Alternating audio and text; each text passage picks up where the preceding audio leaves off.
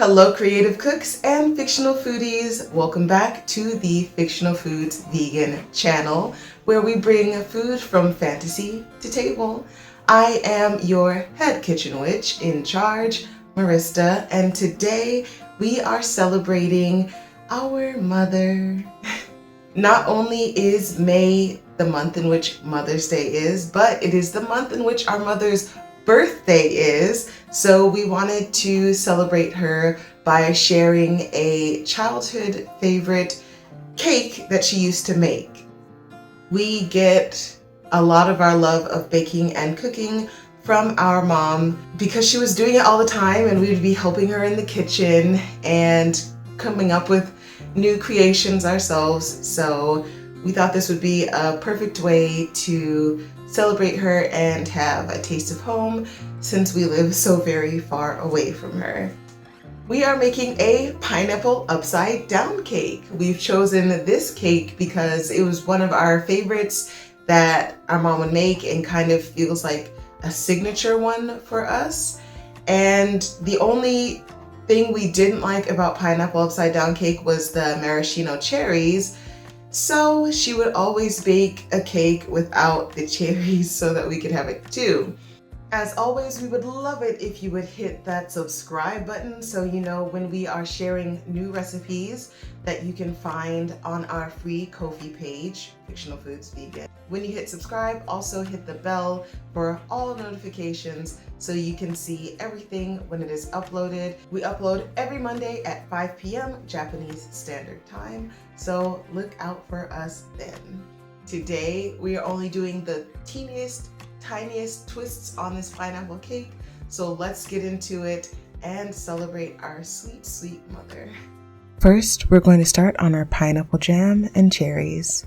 You will need butter, cane sugar, salt, and cornstarch, and of course you will also need pineapple.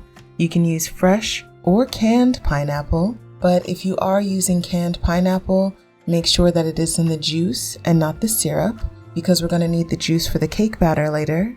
And also, we recommend using crushed pineapple, but if your store doesn't have it, you'll have to slice it yourself like we did. After everything has been sliced up or crushed, you're going to add your butter to a pan and melt it over medium heat. What we are going to be doing here is making brown butter. So coat the bottom of your pan completely in the butter and then stir it occasionally every few minutes until it becomes a lovely golden brown color. Once the butter is browned, you're going to mix in your sugar and get that pretty well combined, but it doesn't have to be perfect. And then you'll add the cornstarch and salt and mix that up as well. We're trying to make sure that all of the cornstarch gets broken up evenly and smoothly so that there are no lumps of cornstarch in the jam. And finally, we will add our pineapple chunks or crushed pineapple to the pan. We want to get that mixed in very well also. It's going to help melt the sugar down to make it into more of a syrup texture. And we want to get the pineapple completely coated in the sugar mixture while it's cooking. You're going to leave it on to cook for about 5 or 7 minutes so that the pineapple can get soft. And while that's happening, we are going to start slicing our cherries. And we are quartering them and removing the pits from the cherry so that they are easier to eat. Nobody wants to eat a seed in their cake, so be very careful if you're working with seeded cherries. Once your pineapple has caramelized and the sugar has melted down smoothly, you're going to give it one last stir and make sure that everything is soft. We did this in the reverse order. We should have added our cherries first, but you will add your pineapple jam to a lined pan or a greased pan, whatever you have to work with. And because we added our pineapples first, we put our cherries on top after smoothing it out and just pushed it down with a fork, because when you take it out of the oven and you flip it, you want to see the cherries on top like little rubies studding the pineapple. So our recommendation, which we will amend in the recipe, put the cherries in first and then the pineapple on top. Once that's done, we'll set it aside to cool and work on our cake batter. For this, we will need cornstarch and salt, baking powder, and baking soda, and we're gonna add all of that to our flour. Then you wanna mix it up so that it's an even distribution throughout the cake and you don't get any lumps of any of those ingredients that you added in. In a separate bowl, we're going to put some softened butter and the sugar for our cake, and we're gonna cream that together. You can either do it with a spatula like we did, but it might be better to do it in a mixer if you have a high-walled mixing bowl. That way the sugar and the butter don't go flying everywhere, and it'll be a little bit faster that way too. Once you've creamed your butter and sugar and it has come together very well, it's time to add our other ingredients. You will need some vanilla and the pineapple juice that you set aside from earlier. You will add your vanilla and your pineapple juice to the butter sugar mixture and beat that as well. Once again, this is better to do in a mixing bowl if it has high walls so it doesn't splash everywhere. And it might not look pretty, but it'll still be good. Then once you've got that mixed together, you're gonna put the flour in, and we are doing it in small additions so that the flour doesn't clump up and we don't have any big spots of flour in our cake batter. We want this to be smooth texturally and in the flavor.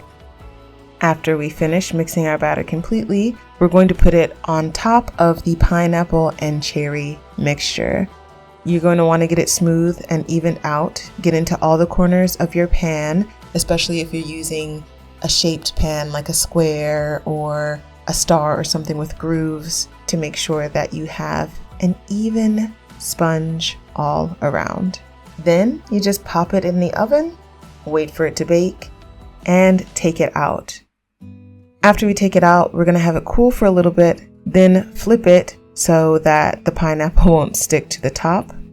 And once it's completely cooled, it is time to remove your baking paper if you used it, and your pan to reveal the cake beneath. You can slice it however you want, but we are doing squares so that it will be easier to serve and share with our friends. All right, friends, it is time for our favorite part of the video, the taste test. Now, when baking this cake, we were worried that we put too much pineapple topping in, but that's really a preference. Like, if you love pineapple, use the whole thing. If you don't, have the batch and just have a little bit of pineapple. So we're gonna see how it tastes and how it goes. Another success, I'd say. It's not too sweet, which you might think it would be because of the pineapple jam, but as long as you don't make your sponge, like your cake batter, too sweet, then it'll be fine. And also, the way that we did our cake, it came out light and fluffy. We were worried it was going to be dense because when we flip it right out of the oven, we were worried that the pineapple was going to put too much weight on the cake. But thankfully it stayed light and it is still delicious, and it does give us some of that nostalgia that we were hoping for in making this, thinking of our mom's pineapple upside down cake. We would love to know if you tried this cake for yourself at home. Definitely comment down below if you did and let us know how it turned out. You can also use this cake batter recipe with different fruits. You're just going to replace the pineapple juice with whatever other juice. And if you have fruit extract that you want to use to boost the flavor, you can do that as well. But it was good. It's been a success and we are happy with the way it turned out.